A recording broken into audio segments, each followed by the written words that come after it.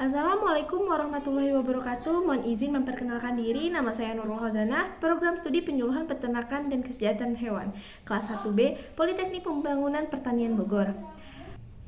Video ini dibuat bertujuan untuk memenuhi tugas mata kuliah Bahasa Indonesia oleh dosen pengampu Bapak Topik Ahmad Topik, SPD MPD.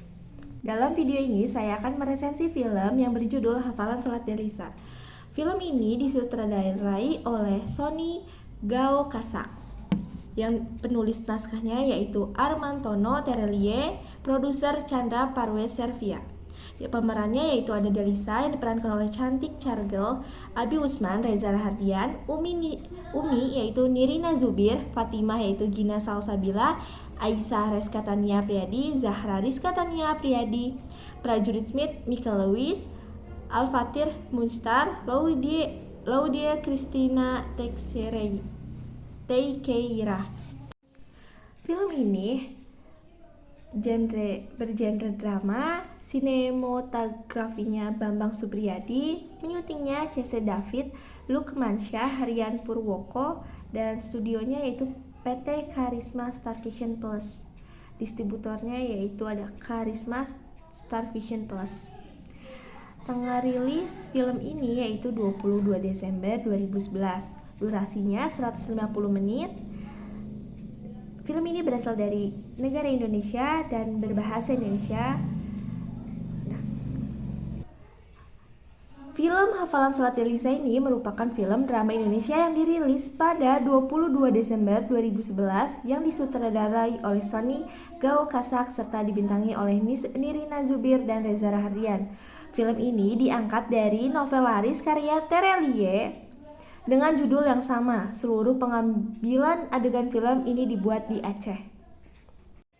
Film Hafalan Sholat Delisa menceritakan tentang seorang anak kecil bernama Delisa yang tinggal di sebuah desa kecil di dekat pinggiran pantai Aceh.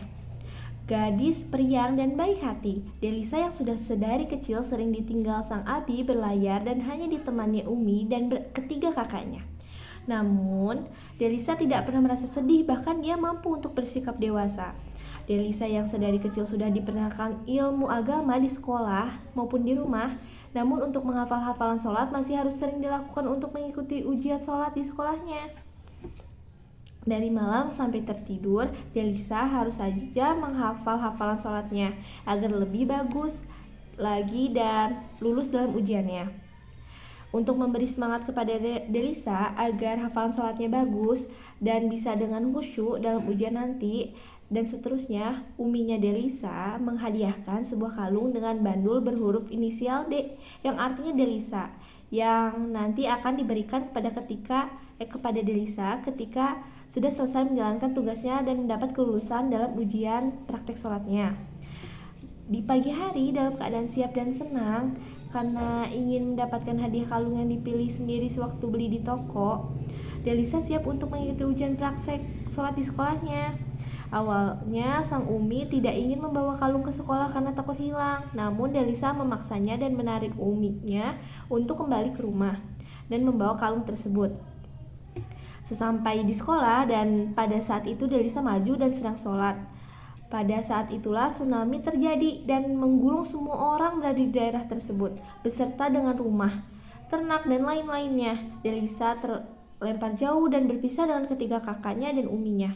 Setelah beberapa hari dan banyaknya tim pencarian, Delisa ditemukan dan diselamatkan oleh relawan yang membawa ke rumah sakit tempat para korban dirawat. Pada saat itu pula Abi Delisa mencarinya setelah mendapatkan kabar dari teman pelayarnya. Abi menemukan Delisa dalam keadaan kaki sebelah kanan diamputasi akibat terjepit potongan-potongan kayu. Namun, walaupun dalam keadaan kehilangan sebelah kaki kanannya, kehilangan ketiga kakaknya dan uminya yang sangat Delisa cintai beserta teman-teman dekatnya yang lain, Delisa tetap berusaha tegar dan tidak mau putus asa. Walaupun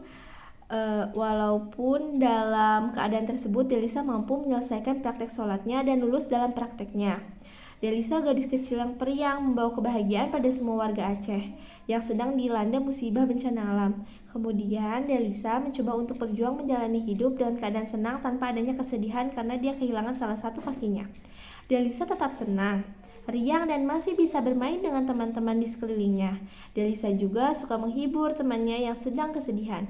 Apabila Delisa kangen dengan ibunya, Delisa selalu menyanyikan lagu ini yaitu Lembut Kekenang Kasihmu Ibu. Nah, dalam film hafalan sholat Delisa pasti ada kekurangan dan kelebihannya. Kekurangannya mungkin terlihat pada saat adegan Delisa mendapatkan kalung di tangan uminya yang ditemukan di pinggir pantai. Sedikit membingungkan di situ, apakah Delisa mendapatkan kalungnya benaran atau hanya mimpi? Itu hanya khayalan Delisa saja. Kekurangan lagi berada pada bahasa.